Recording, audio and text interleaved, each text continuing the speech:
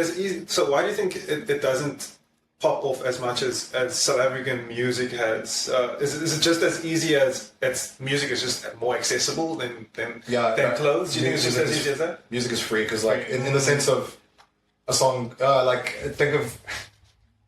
imagine I designed the coolest T-shirt. What's going to happen? Someone's going to bootleg my T-shirt. If I made a shit hot record, like a Jerusalem kind of thing that becomes a worldwide hit because of a meme, what'll happen is like, if you have the means to distribute the product and get it out, then yes.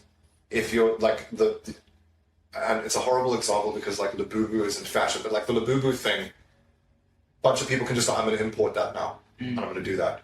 Do you, as a streetwear person, have the means to make the coolest thing in the world and then produce it at scale? Probably not. Because if it blew up today and there was suddenly 10 times the demand, you still have to go to your CMTs and get stuff made and try and figure it out. By the time you've produced the stuff, maybe you've sold into a couple of stores, but you're trying to manage those relationships and that kind of thing. So what needs to happen, and is happening a little bit, you see it with, there are occasional times where I've seen, I think Grade has gone up country a little bit. Zaid has taken his brand to like Sneaker Exchange. No, Sneaker Exchange is his thing, sorry. To, it's the thing in Dubai, man, with all of the sneakers and stuff. So he'll go up to Dubai and set up a little store, and people can check out the brands and like kind of emerging brands that way. And people can write about it, and you can go up into Africa and into America and do these little pop-ups where there are a bunch of little brands maybe all coming together. So you're in Nigeria and there's like a Nigerian brand, a South African brand, a Kenyan brand, and a Mozambican brand, and you're all there together. That's a good way to start, but also opportunity cost versus return. Unless you're up there to literally go, I am going to produce 100 t-shirts a month. You are going to buy them and you are going to sell them in your store. That is a worthwhile business expense. Otherwise, you're just kind of hoping and praying that people in Nigeria or Paris are willing to let you ship from South Africa, which is possible, but it's a schlep, it's pain. You've got to then become an exporter. It's a whole thing. You want people buying into your brand. So you're better off in a particular situation like this, dominating your market, knowing that we are cruising in South Africa. I am happily running my business. Bills are paid. I am making a healthy living.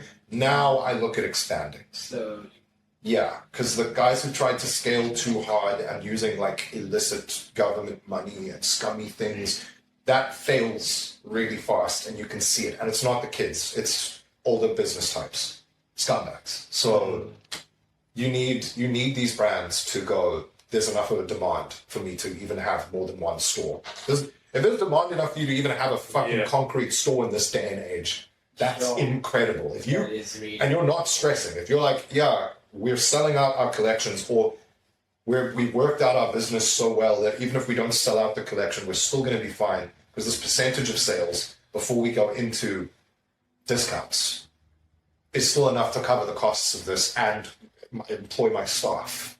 Yeah. You know, that's why there's not the move. And that's why these other brands that you think of, streetwear brands, we don't realize how fucking huge they are. You just go, oh, it's this big brand and they're available everywhere. They have flagship stores in like 10 countries. It's bigger than any flagship store that any South African brand has in their own home city. And we need to understand that. The demand is, you know about them. Because of that, you've heard of them 7 times thing. You know about them because everyone knows about them. This is not, they're a niche brand and you've heard of them. Odds are they're not that niche. They're not that small at this point. No, I see. Yeah. So it's different. It really is more complex than music popping off, because there's so many hurdles with regards to exporting and actually it sounds like a high grade. But how many artists are there as well who haven't even had big hit records, but they're part of the right little circles that then get to tour with that? You know, like they're guys who are constantly on tour, release some boring ass songs and run a boring ass record label, but they're constantly on tour because they're in with the right people. They're consistent. So they might not look like they're popping off, but they're popping off more than someone who's more talented that you think has had bigger records, because they've set up the business, they're running themselves. They go, yeah, I'm willing to come down to South Africa and work out that tour myself and play for a bit less because I'm on my way to Australia to get paid really well. They have the means to take the slight knocks where it makes sense. and the means to also just hop on a plane and go and spin some records or do a mix for someone super quickly. You can't do that as easily with clothing.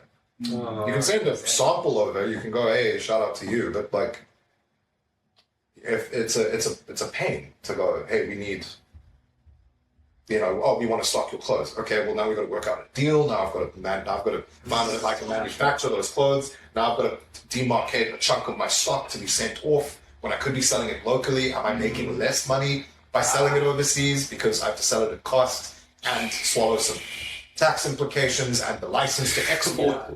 There's no distribution platform for clothes. Yeah. You know? So I feel like there's a major label that goes, we're going to sign a distribution deal with you. I'm sure there would be, but then congrats, your clothes are now being produced in a factory halfway across the world, and you have no control over it directly. Unless it really is the case that you've outsourced all of your production to begin with. But even then, you've still got to get sent samples of everything and approve it, and the buyers can still reject your stuff when it gets to you. That can still happen. Yeah, I've seen it with big streetwear brands getting brought down here. Yeah, we're going to stock this particular brand. And people in South Africa just didn't click. And now you're sitting on thousands of rands of a reputable, respected international brand. Probably tens of, if not almost 100,000 rand worth of product that you can't move unless you sell it for basically what you paid for it. Crazy. What a fuck, now your money's tied up in something.